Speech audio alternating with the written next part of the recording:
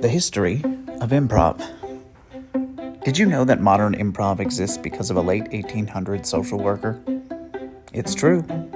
Sociologist and social worker Laura Jane Addams, also known as Jane Addams, was an American activist and social worker. In 1886, Jane read an article on a new concept over in England called settlement houses. Basically, they were the original community centers, places where all people, regardless of race, religion, or socioeconomic background, could go socialize. These settlement houses offered education programs, sports, art classes, and sometimes basic food and shelter to those who needed it. This intrigued Jane. She visited Toynbee Hall, the first settlement house in England, to see how they operated, and if it was possible to operate in America. When she returned to America, Chicago to be exact, she decided that she wanted to bring this idea here. She said she wanted to provide a, quote, a neutral space with which communities and ideologies could learn from each other and seek common ground for collective action. In 1889, with her friend Ellen Gates Starr, she created Hull House in Chicago, providing programs and housing for many individuals, mostly immigrants from Europe at the time. At first it was small, becoming a residency to about 25 women. Hull House grew quickly, and at its peak served an average of 2,000 people each week, based on this model she saw in England of the settlement house. As it grew, Addams added staff to accommodate demand. That staff included Neva Boyd, another social worker whose background included dancing, art, and theater. Neva was assisted by Viola Spolin. Sound familiar? You might know her as the, quote, mother of improv. Spolin and Boyd believed that theater and theatrical games could connect children at their core.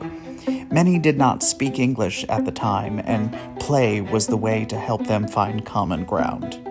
Boyd and Spolin created theater games as a therapeutic method, helping children express themselves and communicate in ways other than a spoken language. Spolin was also inspired by psychologist and play therapist J.L. Moreno, who drew from using audience suggestions to build scenes. Also sound familiar? After Hull House, Spolin took a short detour to Hollywood, but eventually came back to Chicago in 1955 to be with her son Paul Sills and work with him and his theater company called the Compass Players. They became the very first improvisational theater company in America, using theater games to create full productions and comedy reviews. Eventually, the Compass Players turned into what we know now as the Second City.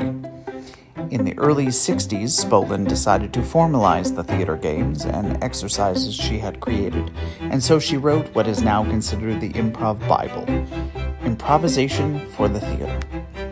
She continued to teach workshops at Second City and formalized that curriculum. She continued to teach and consult with improvisational theater groups until her death in 1994 at age 88. Second City became the gold standard for improvisational theater for many years, churning out famous alumni like Gilda Radner, Eugene Levy, and Del Close. Close is known to many as a improv guru carrying the torch of Spolin's teachings with his own unique spin. Close's life and legacy is worth its own deep dive. From Second City spawned improv groups throughout the United States, putting their own spin on Spolin's unique games and techniques.